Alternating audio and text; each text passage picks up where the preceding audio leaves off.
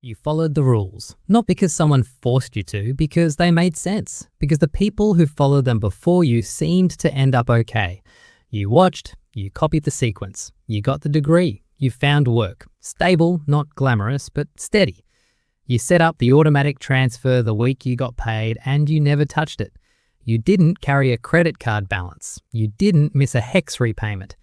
And still, something feels off. Not dramatically off, just quietly, persistently, arithmetically off.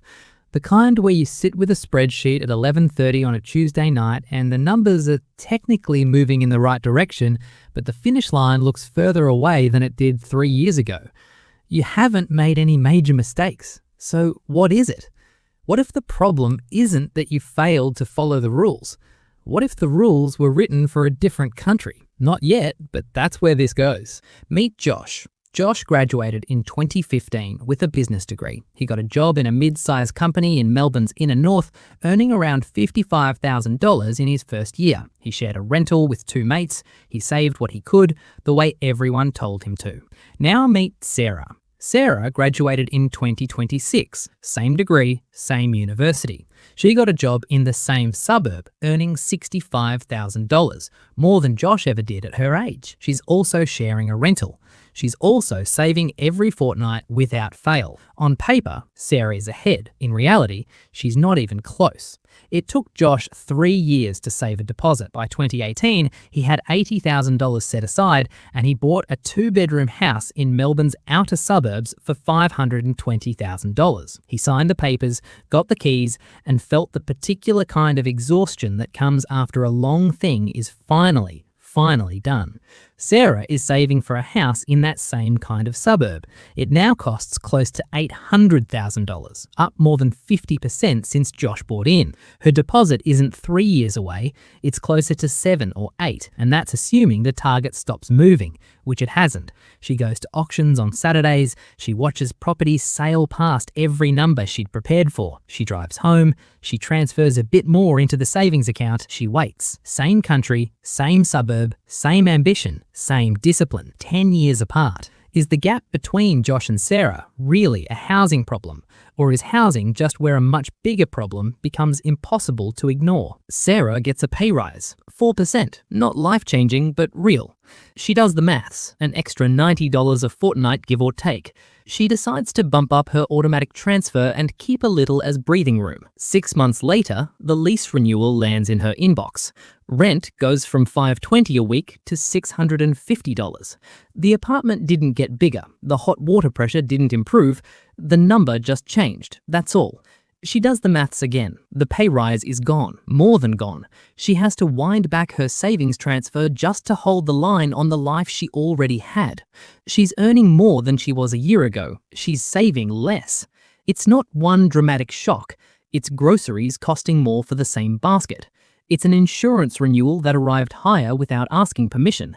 It's the kind of slow, quiet tightening that occupies exactly the space where progress was supposed to show up. This isn't a complaint, it's a measurement. For a lot of Australians right now, earning more and getting ahead have quietly become 2 different things. And here's where it gets strange. Sarah looks at colleagues on similar salaries, not earning dramatically more, not living frugally, nothing she can point to, who somehow exist in a different financial reality altogether. She can't yet name what's different about them. If effort and income aren't explaining the gap anymore, what is? Here's what nobody told you. The advice you inherited was built on one assumption, that the path to financial security runs through income. Earn more, get promoted, build a better salary. That's the lever you pull. That advice was never exactly wrong. Income still matters. But look at where the real wealth gains in Australia have actually come from over the past decade, and income barely shows up. Go back to Josh. He bought that Melbourne house in 2018 for $520,000. He wasn't strategic about it. He didn't time the market. He just stopped renting because it felt like time. He kept working the same kind of job, picked up a couple of promotions, never earned anything extraordinary. That house is worth close to $800,000 now, a gain of well over $250,000. He didn't earn that difference. The house did, while he slept, while he worked, while he watched the footy on a Saturday afternoon. The asset was quietly doing its job, independent of anything Josh personally did that day. Now look at Sarah's superannuation over that same stretch. Since 2025, compulsory contributions sit at 12% of her earnings. Every fortnight, that 12 cents in every dollar goes into a fund compounding somewhere in the background for a future version of her. Her present version is still trying to find a deposit. This is the mechanism nobody named for you. The people who are ahead of Sarah aren't, in most cases, earning dramatically more than her. Some earn less.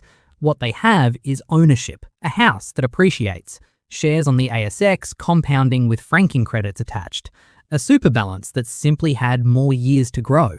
Sometimes a family trust, structured to hold and pass on assets in ways no payslip was ever built to do. These structures don't reward effort, they reward entry. The moment you own something that appreciates, the system starts working in a different direction for you. Not because you're smarter, not because you worked harder, but because you got in. The real divide in Australia in 2026 isn't high income versus low income, it's asset owners versus everyone else. A specialist doctor and a school teacher earn very different salaries, but what either of them owns, a home bought a decade ago, a share portfolio left to compound, or nothing beyond a super statement, may matter more to where they end up than the number on their payslip ever will. This is why Sarah's effort feels disproportionate to her result. She was taught that effort was the variable that mattered. For a while, in this country, it was. But once an asset can return more in a single year than a salary does in 12 months, effort and outcome quietly come apart. If ownership is doing this much work, how does the system keep reproducing the same gap year after year without anyone designing it that way? Most people assume inflation is shared evenly. Prices rise, everyone feels it. End of story. It doesn't quite work that way. When prices rise, Sarah's rent rises, her grocery bill rises, her budget tightens around things she used to buy without thinking. This is real, and it's happening to millions of people across the country right now. At the same time, when prices rise, Josh's house rises in value with them. His mortgage, the actual debt, becomes relatively smaller as the asset underneath it grows. He didn't do anything differently this year. The ground he was already standing on simply moved upward. Same economic weather, two completely different outcomes, decided almost entirely by what each person already held going in.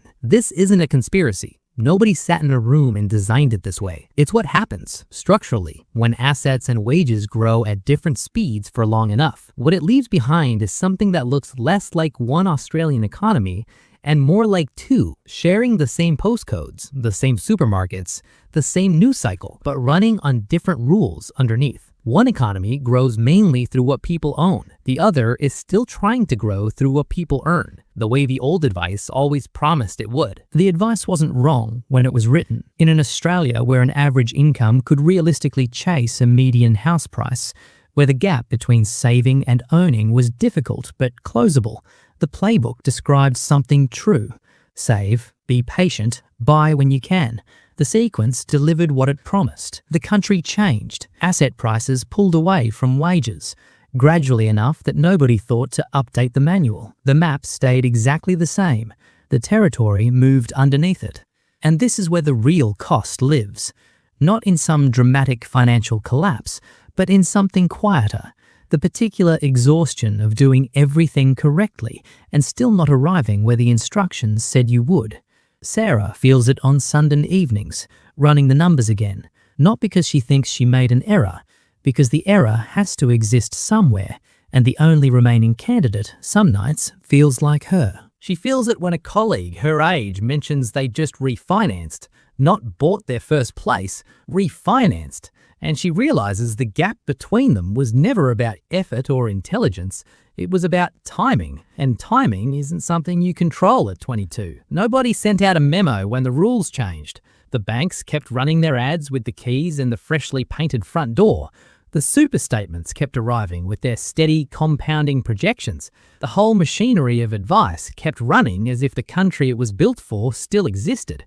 So you keep following it because you've always followed it, because nobody told you it had quietly stopped working the way it used to. Somewhere right now, someone is sitting in their car outside an auction they just lost. Over budget again, not by a little. They drive home. They open the savings app. The balance is real. The discipline was real. Everything they were told to do, they did. They bumped the automatic transfer up by $50. They believe patience will eventually catch the target. Maybe it will, but you close your laptop too, that same Tuesday night, in your own one-bedroom rental, somewhere in this city. An asset is appreciating, quietly, steadily, the way it has every Tuesday before this one. Not because anyone worked for it that day, just because they already owned it. Tomorrow, the advice will still be the same advice. Work harder, save more, be patient, and if the target keeps moving faster than the savings account can grow, patience stops being a strategy. It becomes a waiting room. That's the part nobody told you. The real question isn't whether you're working hard enough, it's whether the map you're holding still matches the country you're actually standing in.